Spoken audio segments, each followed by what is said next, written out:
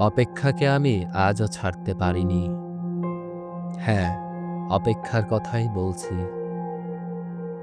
ভালোবাসার রক্তিম ধারালো স্নিগ্ধ ছোঁয়ায় এ হৃদয় থেকে এক এক করে ছেড়ে গেছে সব। লোভ, হিংসা, ক্রোধ, অহংকার, স্বার্থপরতা সবকিছু। কিন্তু অপেক্ষা আমাকে আজও ছেড়ে যেতে পারেনি।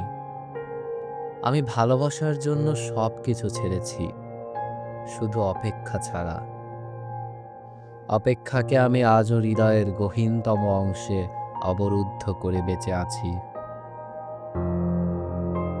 অনেকেই বলে অপেক্ষা হচ্ছে শুদ্ধতম ভালোবাসার প্রকাশ।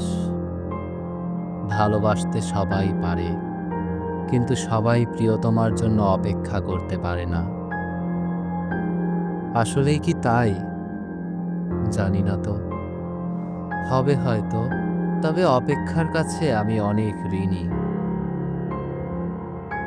প্রিয়তমার জন্য অপেক্ষা আমাকে পাখির মতো সহজ হতে শিখিয়েছে, শিশুর মতো অনাবিল হতে শিখিয়েছে, আকাশের মতো বিশাল হতে শিখিয়েছে, ফুলের মতো স্নিগ্ধ সুন্দর হতে শিখিয়েছে।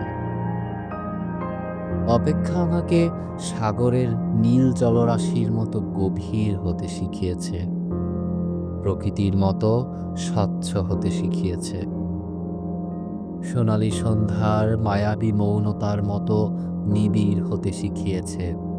শেষ পর্যন্ত অপেক্ষা আমাকে কবিতার মায়াবী অনিন্দ্য ভুবনের কাছে নিয়ে গেছে। হৃদয়ের প্রতি মুহূর্তে অপেক্ষাকে পুষে রাখা কি কঠিন, অথচ আমি সেই কাজটিই করে যাচ্ছি প্রতি মুহূর্তে, কি নিদারুণ আনন্দের সাথে।